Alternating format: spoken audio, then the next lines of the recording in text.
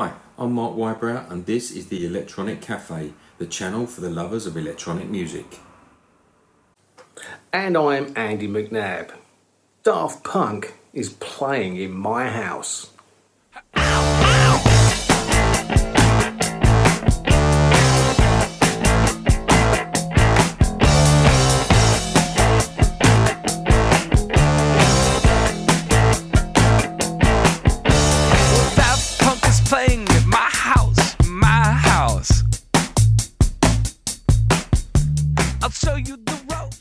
So welcome to the latest episode of the Electronic Cafe. Some of you may have seen on a Facebook post that Mark put out that we've hit over 100,000 views, which I know for some channels isn't a lot, but we grew this from nothing and have over time connected with amazing people like you. We are privileged to meet great artists and talk about artists old and new, so thank you. In this episode, we get to look at one of the biggest, smartest bands over the last 20 years, LCD Soundsystem, and we get to look at some great new releases in our Hot Stuff section. So now I'm going to say, let's get started.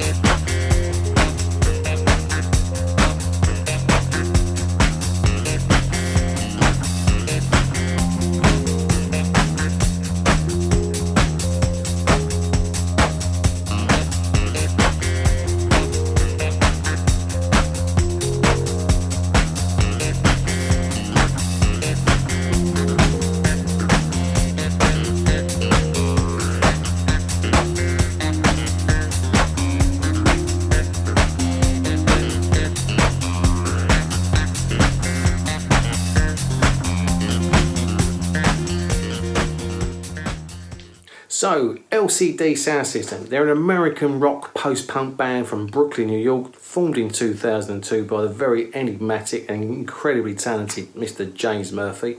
I think the band began by recording and releasing multiple singles from about 2002 to 2004, the first of which was Losing My Edge, which became one of their signature songs, and this led to the release of their self-titled debut studio album, which was released finally in 2005. It garnered critical acclaim and a Grammy Award nomination for Best Electronic Dance Album. I'm going to let Mark tell you a lot more about that. But in the following year, I want to add something that these guys released 4533, which is a kind of over 45-minute long composition that was specially made for the workout track for Night Plus original run series in 2007. So definitely worth checking this out as well. But I'll hand you back to Mark to talk to you more about the very first debut album of theirs. Mark, over to you, buddy. LCD Soundsystem is the debut studio album by the band LCD Soundsystem, released in 2005. The album perfectly sets out their stall and it encompasses genres that range from dance punk to electronica to indie rock to dance. The album was critically acclaimed and was nominated for the 2006 Grammy Award for the Best Electronic Dance Album, and of course it contains the breakout single Daft Punk is Playing at My House. The album has the strange dichotomy of being both underground and commercial all at the same time. James Murphy clearly owns tons of records and he cannot escape the influences, and it helps when he's making up his own music. There's a fusion of at least a dozen factors in here, and he's not afraid to be obvious either, consciously or unconsciously. Talking heads, public image, a certain ratio, electronics, guitars, pounding beats, cranky synths, an electronic curveball that has influences but couldn't be any more distant from those at the same time. A classic debut album, well worth checking.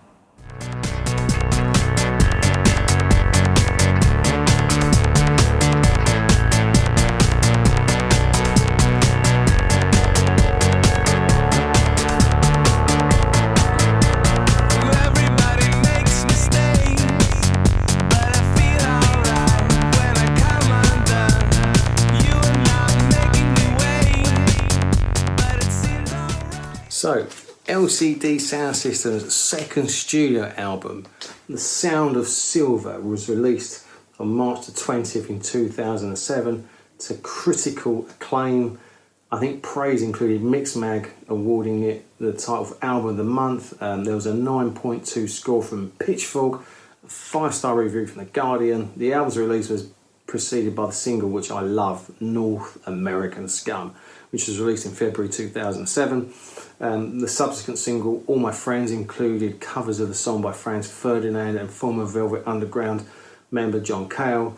The digital download of All My Friends EP also included a cover of the early Joy Division song No Love Lost. I think in September of 2007, there was a bunch of stuff EP was released, and the band went on to tour with Arcade Fire. Late in 2007, the band released Someone Great as a third single from Sound of Silver and re-released 4533, which I showed you briefly earlier, on CD and vinyl through DFA Records. I think in December of the same year, there was a release of a 12-inch record containing B-sides from European singles for the North American market entitled Confuse the Marketplace. Also, the band received a Grammy nomination in December of 2007 for Best Electronic Dance Album with this. The album was also named the Best Album of 2007 by The Guardian, Uncut and Drowned in Sound. I think the album was also nominated for the 2007 Shortlist Prize, where it lost out to The Reminder by Feist. Time magazine named All My Friends one of the 10 best songs of 2007. I think it came in at number 4, with writer Josh Tirangel praising the magic in the song, saying that the song's straightforward repetition of the same guitar, keyboard, bass lines combined with lyrics about life without regret and life with all kinds of regrets pays off with a punch about what we lose as we get older. And then the track was later named as the second best song of the 2000s by Pitchfork magazine. So, you know, again, just producing incredible material, and you know, every album to date thoroughly worth listening to. Yeah, the quality of this stuff is just awesome.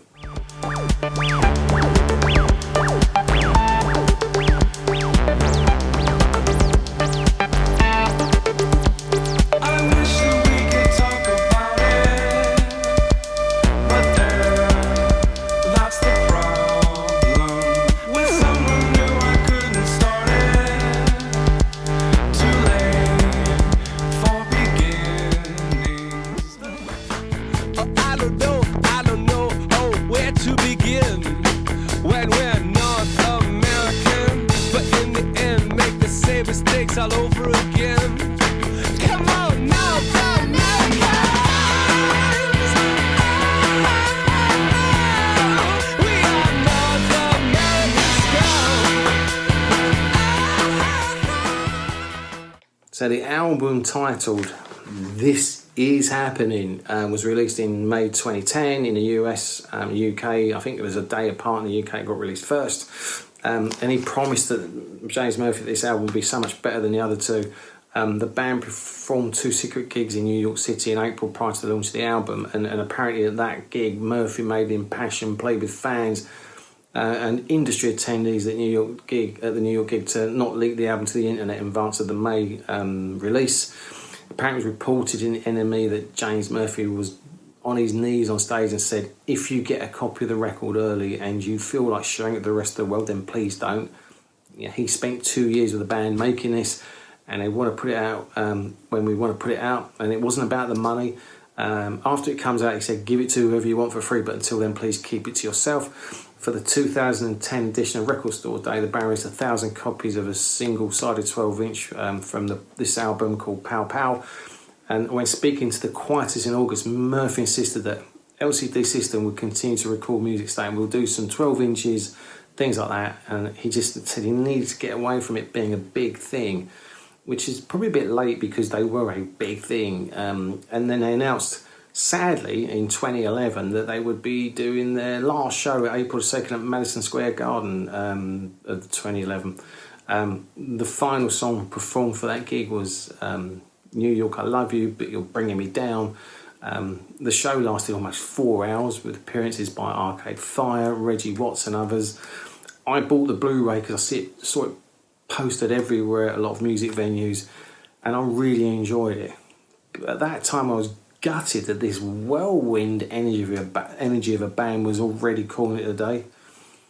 However, the good thing was the band's reunion was confirmed on January the 4th, 2016. It was announced that LCD Soundsystem will be headlining the 2016 Coachella Festival. The band announced that it will be releasing a new studio album sometime in 2016, which I'll let Mark talk about shortly. But that's because Murphy, who worked on the album Black Star, stated that Bowie helped convince him to reassemble the band before Bowie's obviously very tragic death in January 2016. So here's another thing to thank the great man for, that he got this band back on track.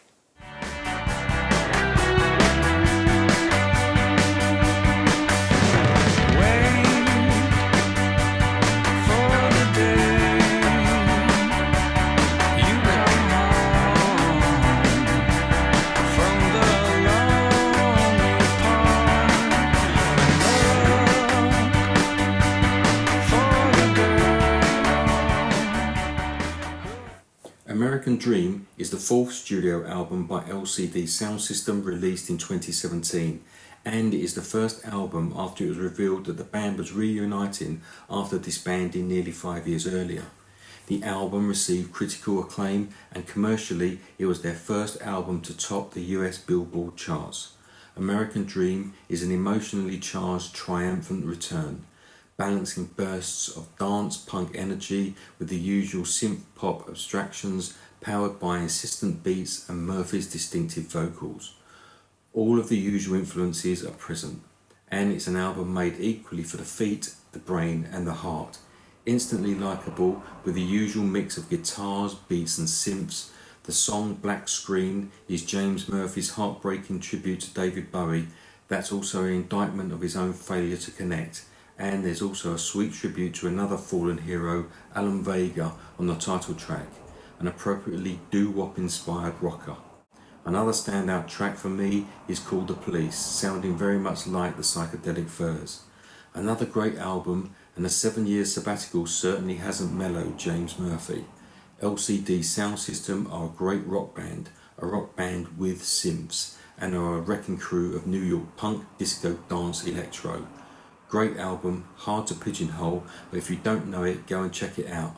The album was followed by the brilliant Electric Lady Sessions, a live in-studio album recorded over a 3-day session at Electric Lady Studios in New York.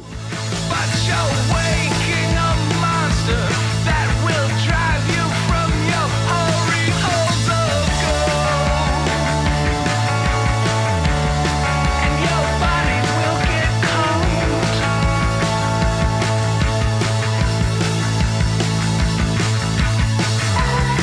And we don't waste time with love.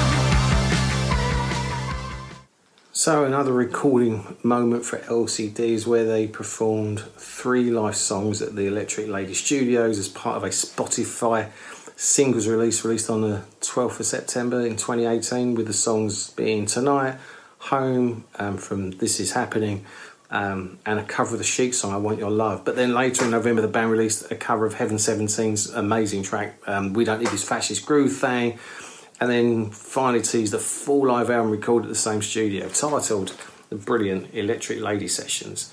Some great live versions of some previous stuff and some amazing covers.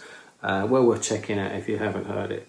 So I know obviously Mark's just covered the latest album they did, but in summary, LCD Soundsystem, yes, you can hear some of the influences, especially I think, and I'm sure Mr. Murphy would probably agree with me, there's a huge influence from Talking Heads, early Talking Heads, David Bowie. But again, for me, that's no bad thing, because Talking Heads are one of the greatest bands of all time. I think LCD are an amazing, talented, inspiring band, and I'm sure most of the people that watch this program know their stuff quite well. If you don't, you really should. They are a talented bunch of people, but headlined or led by the genius that is James Murphy. I was fortunate enough to see him at Brixton Academy. I would love to see them again. So, Mr. Murphy, if you're watching this, get the band back together, mate, and get on the road, because you guys are something very special. So, if you haven't checked out LCD Soundsystem, please do. The guys have won a ton of awards, been critically acclaimed for all the right reasons. So, Yeah, if you haven't, say before, heard them, go and discover them. They are very special.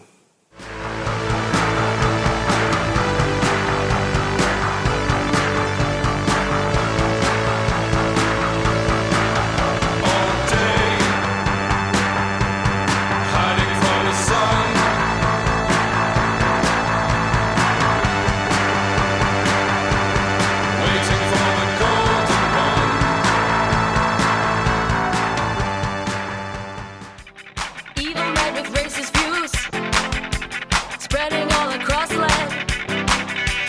Don't just sit there on your ass. Unlock that funky chain dance. Well, it's just to shoot your best. We don't need this fascist proof thing. Brothers, sisters, we don't need this fascist proof thing.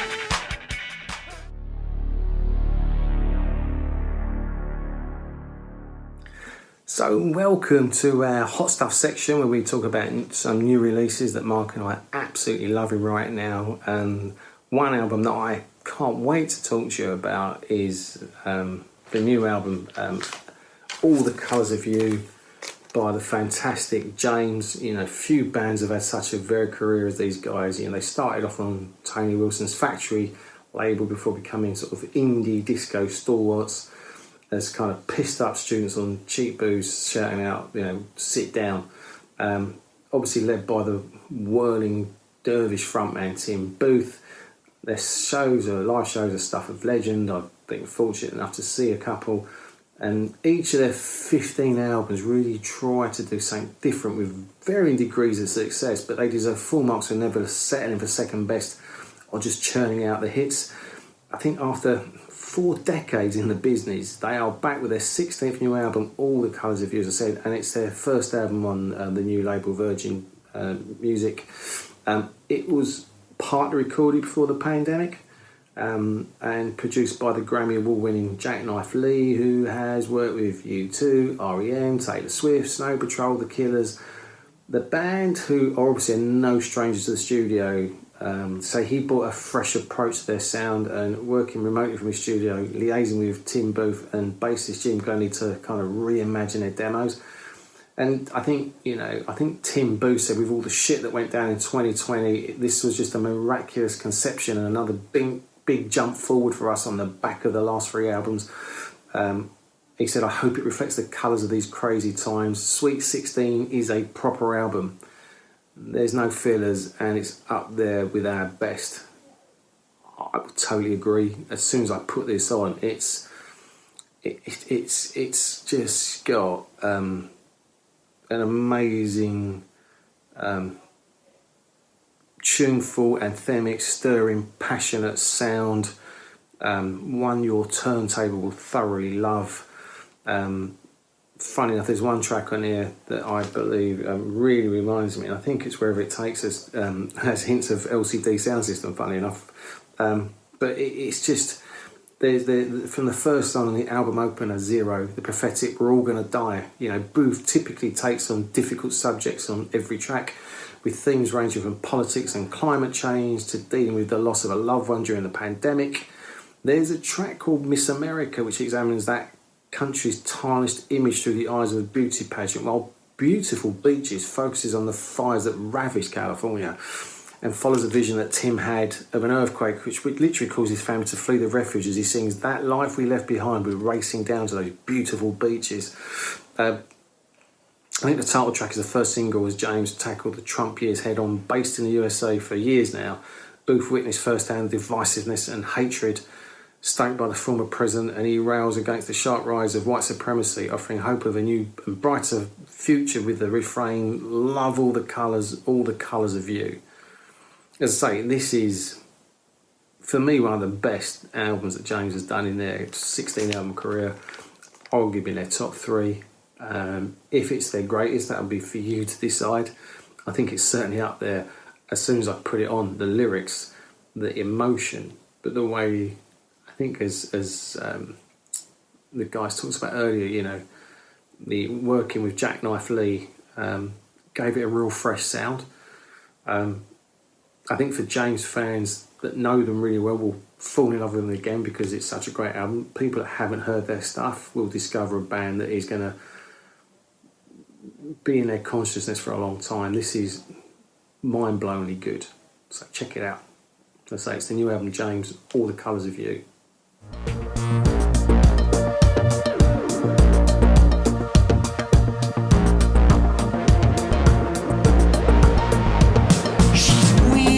From car to car, checking the doors, leaving bloody handprints on the paintwork, all locked. Shots, drops to her knees, gasping, wheezing, can't breathe. The gas mask's leaking, acrid smoke.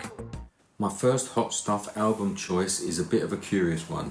It's the double vinyl The Many Faces of Depeche Mode, released in 2018. Depeche Mode went from being a cult synth act to stadium megastars, unusual for a band that has always strived to maintain its own identity. Although they began as a bouncy synth-pop outfit, they have gradually developed into a darker, more dramatic sound that has ultimately positioned them as one of the most successful and influential bands of all time. In this compilation, it explores the many different sides of them, including collaborations that members have had with other bands. It includes Dave Gahan with Null and Void, Martin Gore with Nouvelle Vague.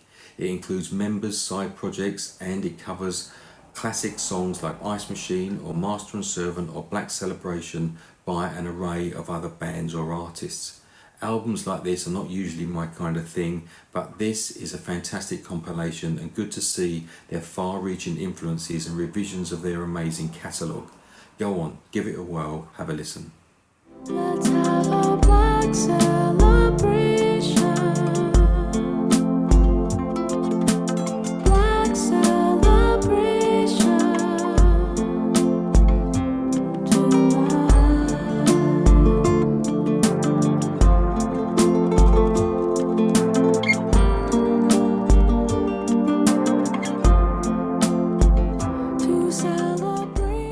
And my second album in our Hot Stuff section is by the mighty Lucid Dream. This album is called The Deep End. They're a Carlisle-based four-piece. They've been on a fascinating journey that kind of comes on leaps and bounds with each LP. I think the electronics in this are very much at the forefront, which is probably why I actually love this album. It's to me a massive development in their sound, better musical ambitions. There's a bigger jump in sonic freedom. There's piercing synth noises and a lively kick, right into the 11-minute opener called Coalescence. There's battering drums and kind of raging Roland 303 synths on lead single CHO3. There's like some tracks where you feel like there's a New York hip-hop meets Manchester. I think on the track Fight to Survive, one of the many lyrically confrontational moments on this 6-track LP. There's almost like a full dive into Hacienda like Euphoria. There's a shimmering track called Sunrise, which provides like a glorious head rush and develop into an almost excellent bit of Chicago like acid house. But what I love about this, they're becoming impeccably good at breaking and ending an album of acid house, techno, hip hop, dub and drum and bass with a psychedelic folk epic. It's the sort of thing they've allowed themselves and the freedom to do. There's this just amazing kind of vibe on that last track that sort of sees his album sail off into the sunset. It can only make you wonder, what are they planning next? Because this is one of the greatest sonic expressions of versatility that you'll hear this year. The Deep End, I think, really sees the Lucid Dream step in this sort of deeply sort of stepping everything up to 11, taking it up to another level. Instantly gratifying, very tuneful, just great. Check this out if you can get it on vinyl. I know there's a limited run, but I think there's still copies available, but really awesome. Your turntable deserves this album.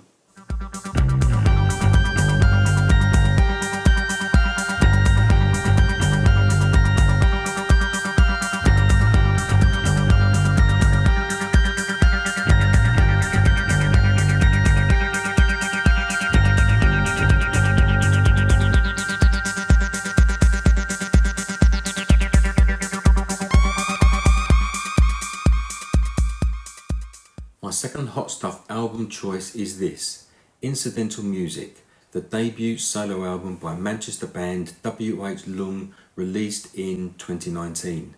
This album is less conventional than most in that it was allowed to naturally gestate over a course of 2 years, resulting in a remarkably confident debut.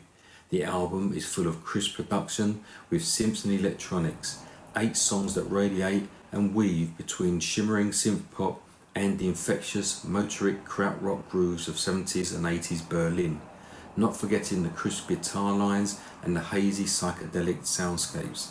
The band never really intended to play live, but that was challenged when they released their debut 10-inch single, which meant that they were quickly in demand and booking requests started to flood in. Nonetheless, W.H. Lung stayed true to their original reticence and have worked mainly as a studio band, with only a few sporadic live shows. It's no surprise that this album has united both the indie and the dance crowds in a kind of Talking Heads meets Noi kind of way. 2 years in the making, this is a euphoric, inventive and a fully formed debut album. Light and dark, retro and futuristic, a roller coaster ride that you'll get straight back on and do all over again. There's also a remix version of this album available too. Check it out. In fact, check them both out. It's a great album.